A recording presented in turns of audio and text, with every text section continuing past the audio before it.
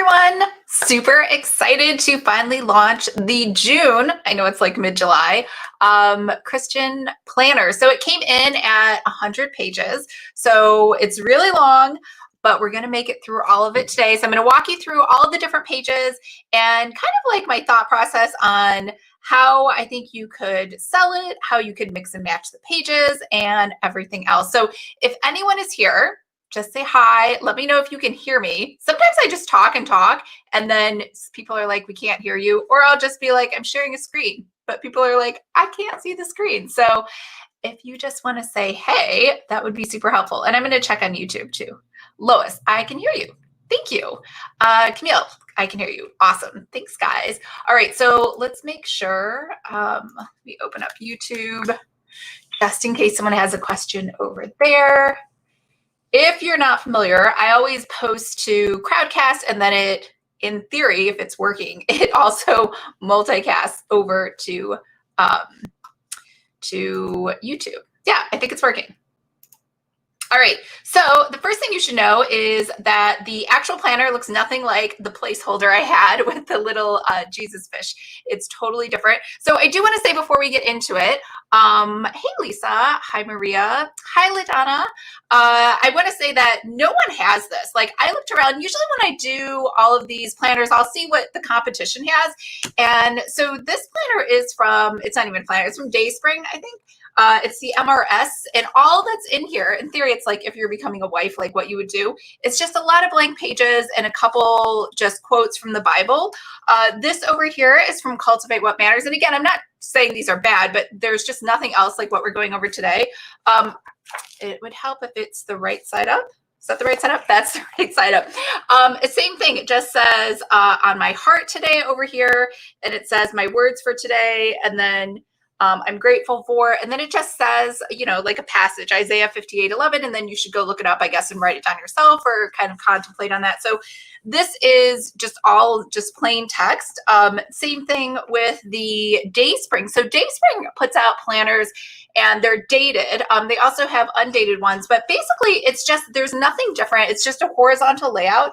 The only thing that makes it, I guess, in my mind, Christian is that it just either has a Christian passage, again, from the Bible, and that's pretty much it. There's not a whole lot to really make it, in my opinion, anything different than a regular planner. Same thing with this one, the Christian Daily Planner. This one does have a little bit more. It does have a page at the end for, in theory, every Sunday, like your service notes, the speaker, the takeaway, the prayer journal. But otherwise, it's just, again, just a phrase from God, not God, from the Bible. And then that's kind of it. It's just a regular planner. So I think you should feel excited about all the pages that I'm giving you today, because there are 100 of them. You can mix and match them. You can incorporate them into a dated planner, like anything from my shop. You can also expand them. So there are 10 sections total. You could take any one of those sections and expand them into an entire book.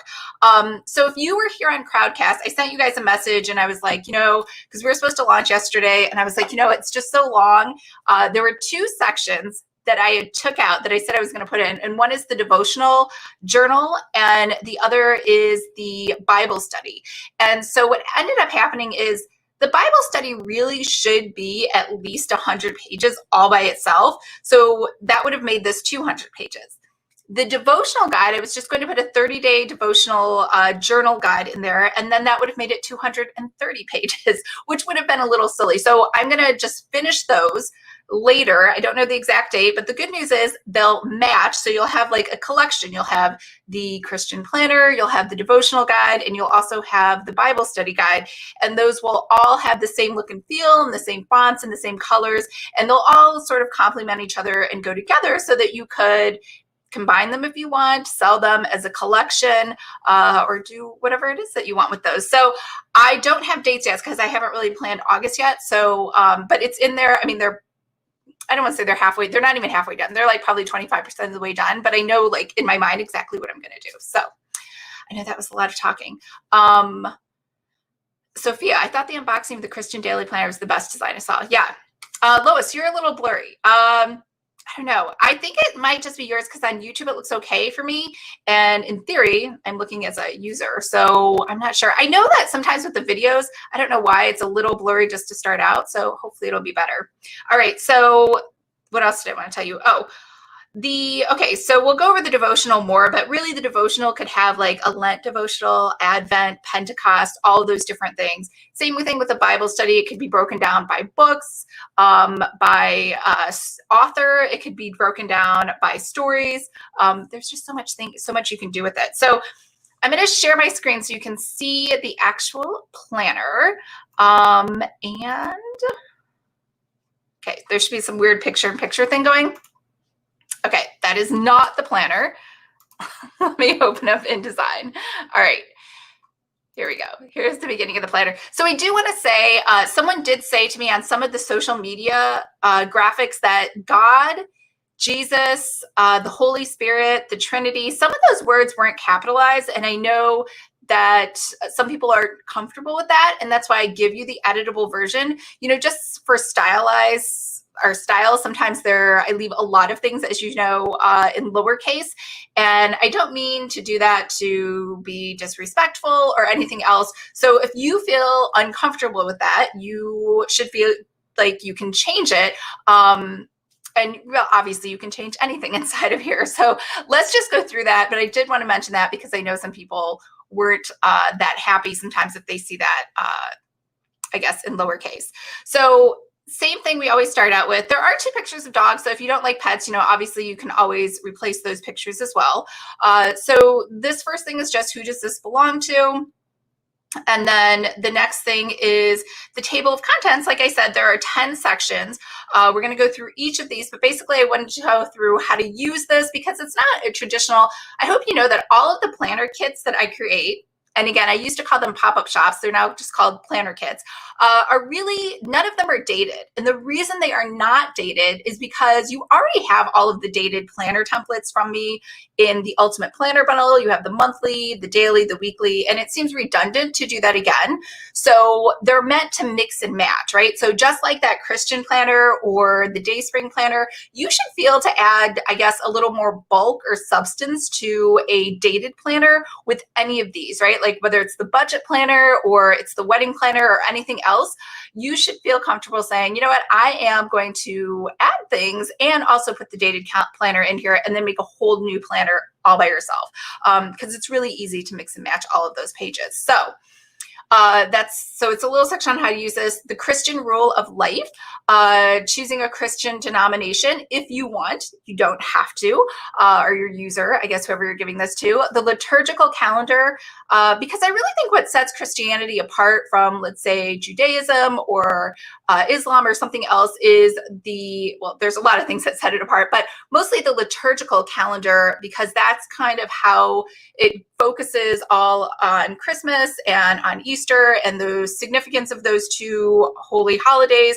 and the seasons that go with it. So if you aren't familiar with the liturgical calendar, I will walk you through that inside of here. And there are no dates. Again, as you know, Easter changes every year, and that's because it's based on a different system than the current calendar, the regular calendar that has dates and numbers. Then it breaks down into those different seasons of the liturgical calendar. We go into Advent and kind of what people should be doing, the Lent, ordinary time, and then we jump into a prayer journal. And then we go through Bible study methods. So again, the Bible study guide that's coming out later is really like, it goes through the Bible and the authors and the stories and each of those different books, versus this is just kind of, how do you study? Like, what kind of supplies should I buy? What are the different study methods? Should I join a group? Things like that. And then a bunch of logs at the end for church, your tithing, volunteer time, your attendance, things like that you might want to track. So those are all trackers at the end. So let's just go ahead and jump in. And let me just say, if you guys have questions, let me put this over here in case someone has a question. I can see it in theory on the other side. Lily's Pill 16, I can hear you on YouTube. Thank you. Okay. So this is the first section, how to use the planner. And this just goes for what order should it go in, print and reference. And so this is a little different here because usually there's a section on who this is for and who this isn't for. It's for everybody, whether it's the for section or the not for section, just because there's, sometimes it's not for some different planners, like wedding planners. It's probably not for someone who's not getting married. But for this, I just felt like, the evangelical mission of Christianity is to help spread the teachings and the words of Jesus Christ. And so we always just say that it is for everyone. So that section doesn't actually have anything like, this is not for you if you're a certain religion. So it's very, I guess, positive and open and like not judgmental. And then the second is declaring a Christian rule of life. So if you've never heard this, it's kind of like your New Year's resolutions in the Christian sense. So it is how your kind of your mission statement or how you conduct yourself in all different areas of life. So I put all the different areas inside of here and left boxes so people could write their Christian rule of life for each of those different sections. Down here, we have next the Christian denomination. So this is if you would like to choose one. So if you're not familiar, it's broken down over here, and I did copy this from Wikipedia. This is basically Catholics, Protestants, Eastern and Oriental Orthodox, and then just other. In case you're just wondering as a user, like how does it break down and how many people are in each different religion? And these numbers, I believe, I can't remember what year. I think they're pretty recent. They're within the last 20 years. But I put some steps on here for people to go through if you're looking for a church, because sometimes people switch or change churches. I know I've been to, I want to say like almost every Protestant denomination out there. When I was, I think 10 or 11, my cousin Diana was kind of on a mission to discover like where she fit. And so she did this whole thing where we just every Sunday, we would go to a different church. And she was older than, she was like, I think she's like 10 years older than me, but I would just tag along because as a 10-year-old, I don't know that I was doing much on Sundays anyway. So we always went to church with my cousin. So these are kind of the 4 steps for people to go through, and then just room for them to write notes. Then it goes into the different breakdowns of each of those, different religions, and just a small little note at the top on what each of those denominations are. And that has a section down here for you to just write, what's appealing for each one, maybe what's not appealing, potential churches that they could visit in the area. So just a place for them to like put some notes down. So all of this together, again, has all of the numbers that are in theory from the last 20 years, let's say. Let's scroll down. Page man. There we go. All right, so the next one is Eastern, and I put these in numbers, like decreasing number, Eastern Orthodoxy, and then you have Oriental Orthodoxy, and I just put a little snippet again of what these are. And if you disagree with these, you can always redefine them or emphasize a different point. Anglicanism, I still think it's based on the fact, if you remember, like I feel like the Bible and religious studies is fascinating, right? So Anglicanism came because King Henry VIII, if you recall the story, had, I think, 6 wives, and you could not, there really wasn't divorce back then, so you had to get an annulment, and it had to be approved by the church, by the Roman Catholic Empire. And so the Roman Catholic Church, I should say, not the empire, did not approve his annulment, one of his annulments. So he went ahead and broke from the church, declared himself God, or a conduit of God, and that's where Anglicanism came from. And so, there's like fun stories you could add into a lot of these different areas to make your Christian planner a little more interesting or fun or something like that. Baptism, which came about because they don't believe in infant baptism. They think you should be baptized as an adult when you're conscious and able to make a believing choice. Lutheran, just for interest of full disclosure, I am Lutheran. My family's Lutheran. And so I want to say my cousin ended up just coming back to being Lutheran at the end. I should check with her. I'm not even sure which church she goes to. She's out in Georgia now. Calvinism, let's go down the line.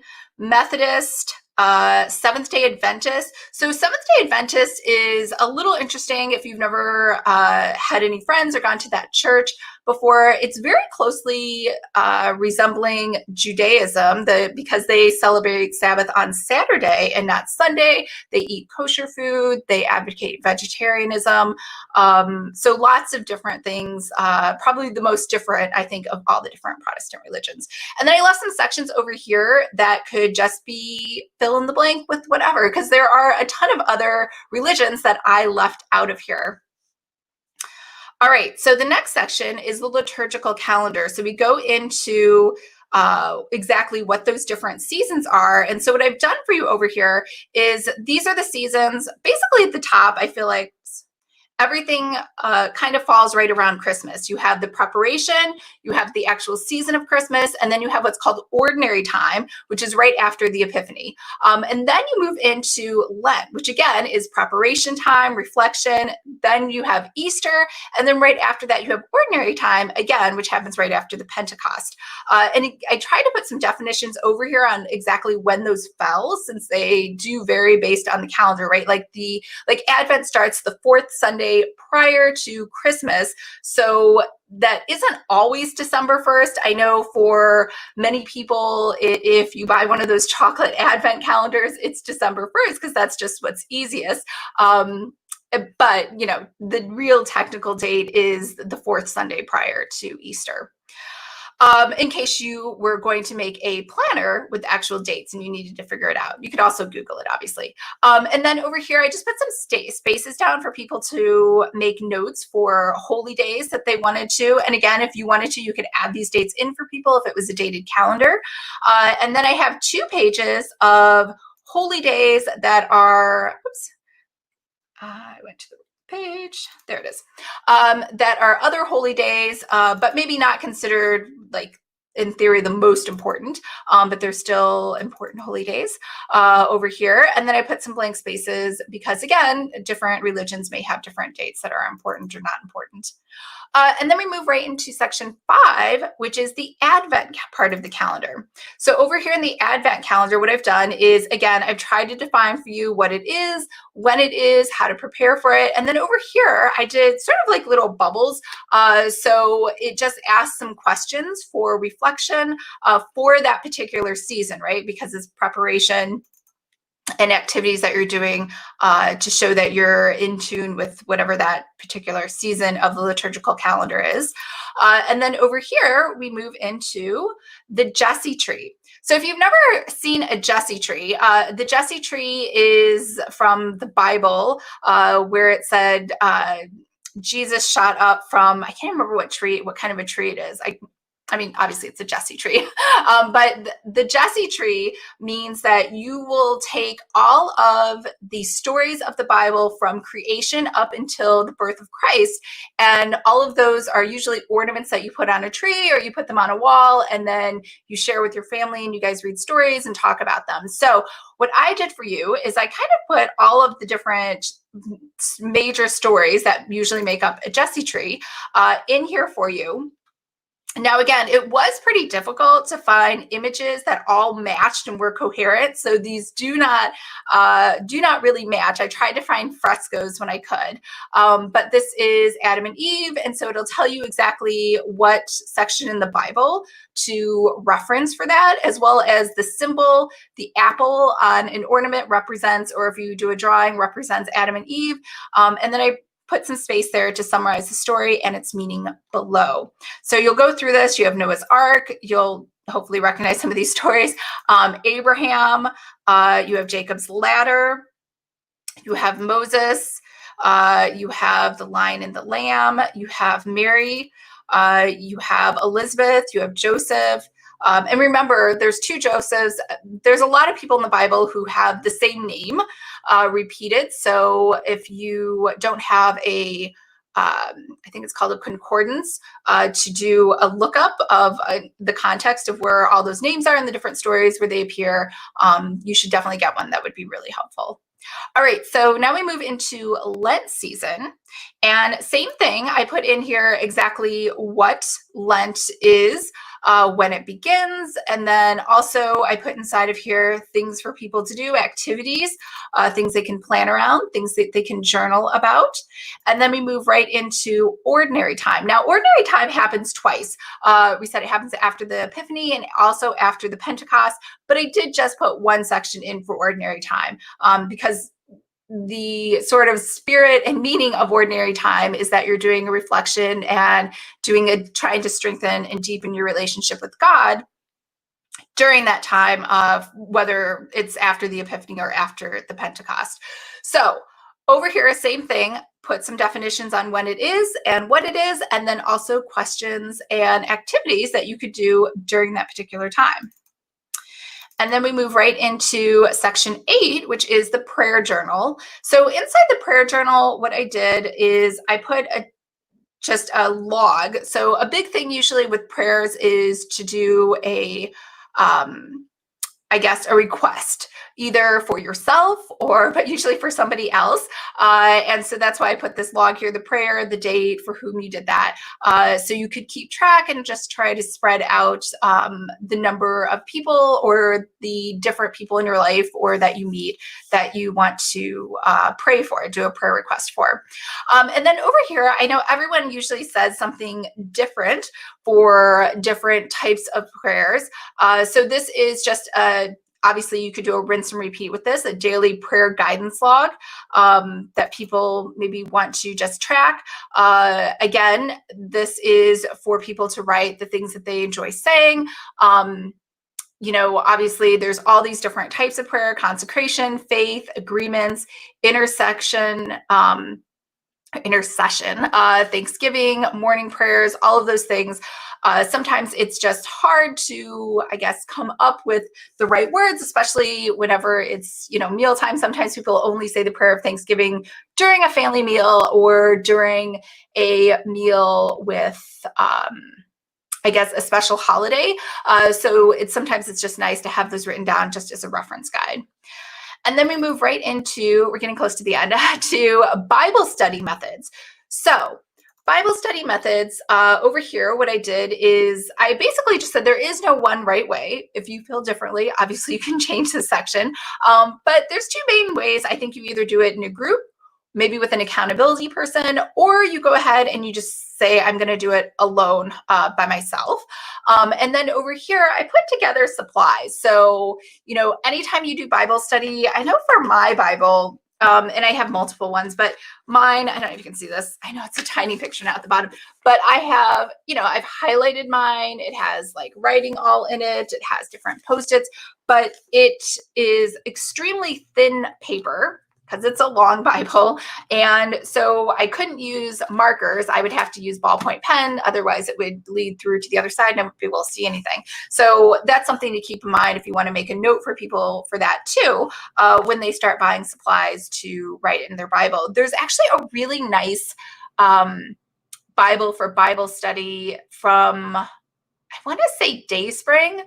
I think it's like $100, but what it does is it puts all of the text in the center, like towards the spine in the middle. It's a spiral. And then over on the right and the left are huge empty margins. So then you could write all of your notes without like trying to, like some of my writing's like around the side and sideways and upside down, because there's just not enough room sometimes to write everything. So this is just a list of things you could buy. Over here are 3 options. Obviously, a big part of Bible study is having a Bible. And so if you have never gone to Bible study, or if you've gone for the first time, you'll notice that everybody has usually a very lightweight paperback Bible that they can flip through really quickly, versus, I think the Bible that I grew up with in our house was like some huge, like really heavy hardcover. It had these beautiful, gold foiled gilded writing inside of it, and it was like wrapped in plastic, right? Like my dad was like, don't ruin it, don't drink around it, not out, just even water. Like he was worried about anything happening to the Bible. And obviously you wouldn't take that huge thing with you to go to Bible study. So a lot of people have multiple Bibles. So this was just sort of putting down for them thoughts on how to select a Bible for themselves when they're going to Bible study or just to have it in their house. And then these are all of the different versions that are available. In case people are just confused, sometimes when you go to buy a Bible, they'll say, which version do you want? And you're like, I don't know. These are also different. I use the New King James Version. I just feel like, I think because I just grew up with that, that's just the easier one for me to use. Logistics, determine logistics for your budget. There's different ones, right? There's soft binding, there's hard bounding, there's spiral, which actually spiral just wasn't available for me back in college during religious studies. So that would have been very helpful. So, Old Testament, some of them just have the Old Testament. Some people say that you should read the New Testament first and then go back and read the Old Testament. So, if you have Bible study and you guys are just doing the New Testament, that would be less for you to have to carry when you go to meet with people, although most people aren't even meeting in person right now. So maybe it doesn't matter since a lot of things are virtual. But after that, I go into, and there's like literally thousands of different ways to do Bible study. And I think everyone should pick the way that really works for them. Everyone learns differently, as we know, right? Some people are verbal, some are auditory, some are kinesthetic. And so all of these different methods are just there to help provide suggestions, in my opinion. There's no right or wrong way to do this. The sword method is probably the most popular method. And so what I did is I just summarized the questions below that you're supposed to go through when you actually do that particular method. The second one is the person actually going through each person in the Bible, Noah, Joseph, and just going through every single place inside of the Bible that they're mentioned. So you'll have to have, again, I feel like the right word is concordance, where it's kind of like a bibliography almost, but it's going to index for you every time like someone is mentioned or every time a particular phrase or verse or word is used so that you can go back and find all of those different passages in the Bible. The next one is the synthetic, and then you have it by chapter. Now, when the Bible study guide I'm putting out comes out, it will be by chapter in logical order from the first book to the last book of the New Testament, the Old Testament to the New Testament, just because, as you know, I am just the way my brain works, it's very logical from beginning to end. Even though if you've studied anything about history, you know that the Bible is not in chronological order. Some of the stories repeat for the same person, but written by somebody different. So that could be a little confusing. And that's sort of also the reason why sometimes they say study it by person or by author instead of in chronological order. But that's just the way my brain works. So in case there is a second mention of a story, I will notate that inside of the Bible study guide. All right, so that's it for the Bible study guide section. And we are finally on the last section, which is the church log. So the church log is more just trackers. So you have a couple different trackers, just things that I thought you can obviously add your own, like what I would like to track, friend log, like how many people have you met at church? And I think it also, if you're tracking it, helps encourage you to, meet new people, right? And to interact with new people. The tithing log. And then we have the volunteer log for activities that you're doing, the donation log for things that you're bringing to church whenever they have donation drives or just in general, your attendance log, and then maybe sermon messages. And again, I think a lot of people just take their own notebooks to just record things that they hear and listen to and like when they go to church. So that's usually separate. And then church social logs. I can't remember how many times people are like, you brought brownies last time, Lisa. We don't want brownie, right? Bring something new. Whenever you have social gatherings or after church, it depends on the church, but usually people get together afterwards and have a few snacks together and kind of chat. Again, varies from church to church. And then here on this very last page, I know, took a while to get through this, is my church info. So this is just all of the info for your particular church to put it all down in one spot. I know that was a lot. So that is the whole planner. It is all up and available for you right now. to change this, again, very simple. All of the text, you're going to use this type tool over here on the left if you want to change any of these quotes. With rain, nothing goes. And I'm going to write my own quote, right? So you can do that. You can, if you don't like the fonts that I use, you can go up here and you can change it to something else, like Dazzle Unicase. Say you don't like the colors that I use, you can come up here to the top where it says that, make sure that T is selected and select something else like a hot pink. And then the photos. Okay, so the images, when you first open your file, it's going to say missing links. All of your files are kept in, where was I trying to go?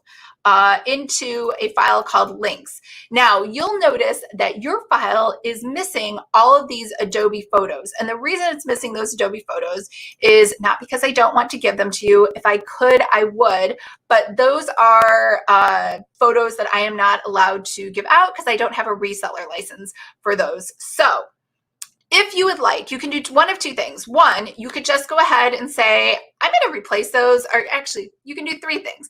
One, you can sell the PDF as is, and all of the images are inside there. Obviously, you don't need to buy them because you're not making an edit. Once you open the InDesign file, you will have to replace that image because it won't be able to find it with something else. So you could just go into Adobe Stock or whatever you like to use, and you could use one of those. So let me find, where is it? Here we go. So once you are inside of Adobe Stock, you can look for anything. You could look for church, friends, photos, something like that. And then you could just download any of these from any service and use that as your photo. If you would like to use the exact same photo that I have, what you could do is you could go to Window, you can go to Links, and inside of Links, so I have all of these files, so I don't see an error message. But if I didn't have this file, I would see a little like, almost like a caution triangle, and it's basically telling me, caution, you don't have this file. So what you could do is it will show you, though, the name of the file that was used. So this is Adobe Stock, and you'd write this down, 813-26931, and then you'll go into Adobe Stock, and you will type in that number, 813-26931, and it will bring up that exact photo. And then obviously you can see mine, it says license, re-download for free. You could go ahead and download it and then add it in here. Obviously, if you keep the exact same name, it will just find the photo in theory for you. You'll just link it and it'll put it in your links file. So I hope that made sense. Now, the master pages, if you're not familiar with master pages, I do have an entire lesson on that. But if you go over here to Window and make sure that there is a check in front of Pages, you'll see this Pages panel over here on the right. Now, there's this really light imaginary, I shouldn't say, it's a real line, but it's hard to see, that separates the master pages at the top and then the regular pages of the document here at the bottom. So I have A master pages, and then which have these borders here at the top, and then I have B master pages, which has the borders at the top, and then over here it has a different sort of page because that's a title page for a new section. So if you look over here on any of these pages, if I hover over it, it says A master applied. That's how I know which master page has been applied here. It's kind of like a background that you're applying to each page. Over here, you can see this one is a title page. So when I hover over this, it says B master applied because this B master has this sort of look to it. And so that's how you can tell which ones are applied. If you don't want any of these applied, you can go up here, this none, and just go and highlight none over here. Just drag and drop it. And now you can see that whole background disappeared.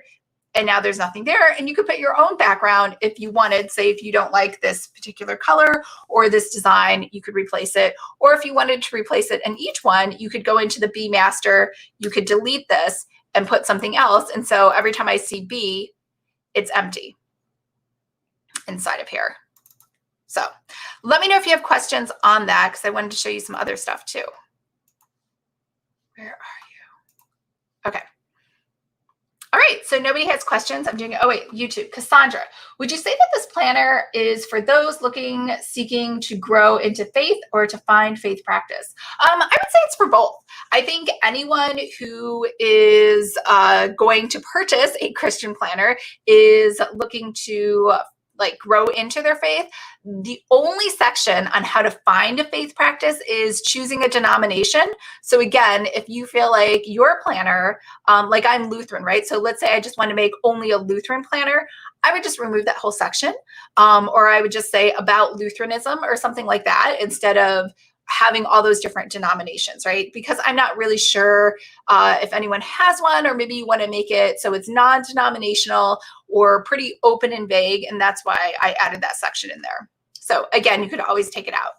All right, so the other thing is, let's see, if you go over here to the sales page, so over here I have, in theory, hopefully updated everything. Here's what you're going to get when you purchase this. If you've never purchased a planner template kit before, you're going to get the PDF, the whole thing. You're going to get all of these editable pages. You can mix and match and change anything you want. Again, like I said, I really think the biggest bang for your buck is to take these pages and maybe combine them with a dated calendar or format, and then have a dated Christian planner.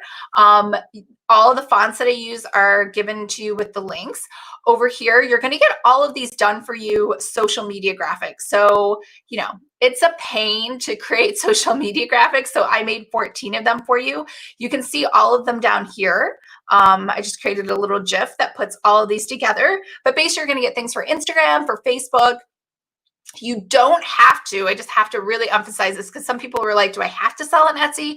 You do not have to sell on Etsy, but if you want to, I created some Etsy banners for you if that's something that you want. And in fact, I have 2 Etsy banners. In case you don't like the first one, there's a second one that you could use. And then I also created the logo and mood board for you. So if you are going to do individual work for clients, or you'd like to customize this for one particular person, or offer that as a service, then you could create a whole new mood board for them. So you get this. It is totally customizable. You do have to edit in Photoshop, but you get all of the original source files. And then over here for all the bonuses, the first 6 are your normal bonuses. So you're going to get an Etsy launch checklist. Again, you don't have to launch on Etsy, but if you do, I put together a checklist for you. You're also going to get 50 blog post ideas specific to Christian planners. So like I always said, I don't know if you guys know this, I don't run any paid ads at all. One, because I'm bad at ads. I don't think they're a bad idea. I think they're a really good idea. But I don't run any ads because I have so many videos and so much organic content that I don't have to. And I think doing the more blog posts you can do, the better. I don't know if anyone follows me on Instagram, but I just announced that for the first time ever, I will be blogging. I think I've tried a couple times to blog, but I'm just not a blogger. So my friend Jess over at heyjessica.com, we kind of talk about a lot of the same things. And so I am going to be blogging over on her blog just about how to create and sell digital products. So I think the first blog goes up next month. Don't quote me on that. I don't know her schedule, but I'm pretty sure it's next month because she has 2 blogs that I'm turning in next month. So anyways, I always think that doing blogs is a great idea to generate more organic traffic to yourself. The third one is Etsy SEO and how to master keywords. Again, you could apply this as well to just SEO in general, how to set up your Etsy shop, how to connect your Etsy shop with Google Analytics, and then a swipe file, again, for a lot of the common questions that get asked, you can just copy and paste that and send that off. Now, normally this first bonus, number 7, is usually like extra logos. But instead, because this was going to go along with the Bible study guide, I went ahead and created a Bible reading tracker for you. So this is 11 pages, and I want to show this to you. Hold on. This is also an InDesign file. So you're going to get this whole file. It has, again, like I said, all of these have the same look and feel. And this is just a reading tracker. It says read the Bible in a year, but there's no time parameters on it. So it has every single book of the Bible. Like I said, I like going in order chronologically from beginning to end. And it has all of the books listed, as well as, let me make this smaller so you can see it, each of the sections inside of there. So there are 50 sections inside of Genesis. There are 40 inside of Exodus. There are 30 inside of Leviticus. There are 36 inside of Numbers, etc., and so on. So this is going to go through, you'll see you have A master pages and you have B master pages. So B looks a little different. Once we get into New Testament, I just switched over to a different color and a different background. So this is for the New Testament. At the end, it just says, great job. You've read the whole New Testament. Same thing over here for the Old. There it is. Great job. You've read the whole Old Testament. And so these are just meant for people just to mark them off, use a highlighter, color it, check the box, check those boxes, whatever they want, as they go through each of those chapters when they're reading the Bible. So you get this, you can change the fonts, you can change the colors, you can edit the whole thing however you want. And for this, there are no Adobe stock photos. You just get everything that you see. You don't have to worry about purchasing anything extra. And then over here, that was the stormy tree. I have so many things open. Where was the sales file? It was over here. There we go. Okay, I was trying to make it through here. All right, so that was the Bible reading tracker that you'll get as a bonus. And then the other bonus, like every time, you get the Instagram highlights covers. So you're gonna get all of these that you can give away. You also get all of these icons as well. So if you wanna do something else with these icons, you wanna make them a different color, you're gonna get all of these separately as well as the Instagram highlight covers that people can just add, and they become little Instagram highlight covers like that. All right, I know I'm pointing at the screen and you can't see what I'm pointing at, but I'm assuming you guys know what I'm talking about. All right, so over here, you're gonna get 4 different colors. Again, I don't know that everyone likes that maroon. I really liked it, but I picked some other colors that look very similar. They kind of have that same kind of look and feel, that marbly sort of look, marbles and clouds. So you get pink, you have this honey color, you have more of this fuchsia color, and then a violet color. And then in addition, you'll also get all the Instagram highlights, the square looks, so you can advertise these as well. So that is everything inside of here. And if you want to go back and look at this again without having to walk through that whole video, you can go over here and just flip through all these pages as well down here. All right, that was a lot, right? I think we've been on it for 45 minutes. Oh, Sophia, so in the Bible reading tracker, only the Old Testament is included. That is, no, it's everything. Did I not show it? I showed it, right? It has the Old Testament. It's 11 pages. So it has the Old Testament. And then when you're done with the Old Testament, it says, great job, you've read the Old Testament. And then we move into a new section, which says the New Testament. So it starts with Isaiah, Jeremiah, Lamentations, Ezekiel, Daniel. It goes all the way through the end to Malachi. And then it says, great job, you've read the entire New Testament. So it has 2 different sections. So they're definitely both there. Matthew through Revelation is missing. Okay.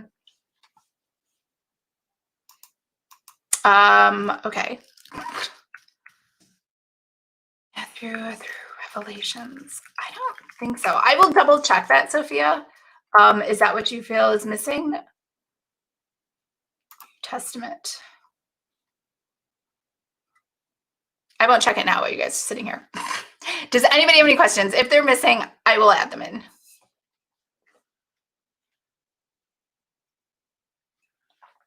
All right, so this planner is on sale through this Friday, which is July 24th at midnight. So if you want to get it, the discount code is June 47. So when you go to the page, I think it has the discount code on there. I could be wrong. Yeah, it has the discount code on there. And I think when you click it, it will just bring it up. Yeah, it will just go ahead and bring it up for you.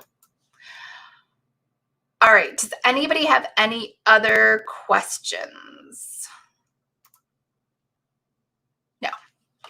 Lidana, this is so fantastic. Thank you. Good. I'm so excited you like it. I was really excited to show this to you guys.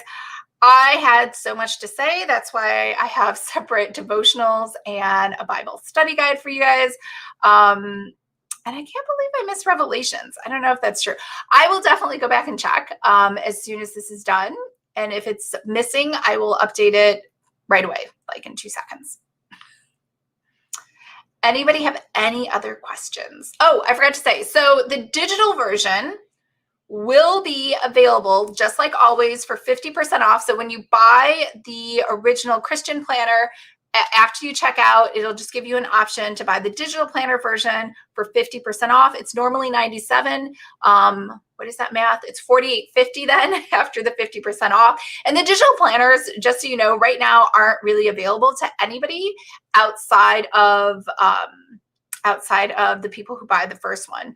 So I think I should, like, in theory, I should have that done by this Friday. So it should be done by Friday, if not for sure the Monday after. And then I will send you guys a note to whoever bought it, and we will go through this all over again. And I'll show you how to edit the digital planner, just because the digital is a little bit trickier because it looks very real, like a real planner. And so when you make some edits, sometimes if you do them a little wrong or a little weird, it won't look as cool and real as it could look if you don't put like the spiral in the right place or you put a picture in front of it. So we will go through that on Friday, if not Monday. So yeah.